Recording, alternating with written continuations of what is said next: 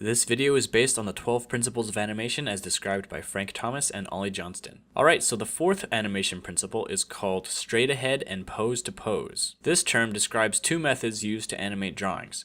The first method, straight ahead, is where you draw the first drawing, and then you draw the second drawing, and then the third drawing, and so on. It's basically animating as you go. The second method, pose to pose, is where you draw the beginning and end of each main pose and go back later to fill in the drawings in between. So there are benefits to both methods. Pose to pose is generally better for most actions because it gives you the most control. You have a good idea of what the action is going to look like very early in the process. So instead of worrying if the character is going to end up in the right place, you decide where they end up from the beginning and work backwards. Also, using straight ahead animation can lead to the character changing size or being on a different level from beginning to end.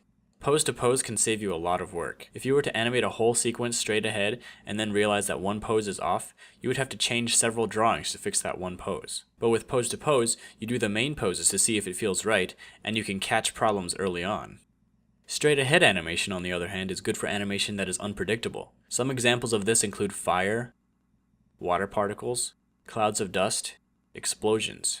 The reason why straight ahead works well is because there are laws of physics that work at a constant rate, and it's hard to predict how it will work pose to pose. So when animating fire, for example, you just go with the flow based on what you know about fire, and let the fire kind of create itself. If we were to look at the beginning and end, we wouldn't even know how to in between it. However, you can still use pose to pose to make the general shapes and fill it in between to make it smoother. Another example of unpredictable animation is overlapping action, which will be covered in depth in the next video. Let's say that a character has floppy ears.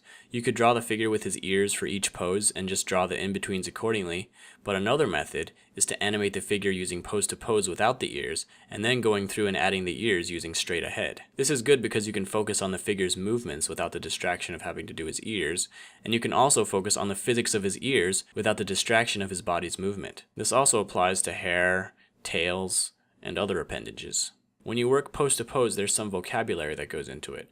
There are main poses called keys, secondary poses called extremes, and further broken down poses called breakdowns. Make the keys first, perfect them, then decide the farthest the character will go in each direction using extremes, and then decide how you want the extremes to connect using breakdown poses. At this point, you can start in-betweening.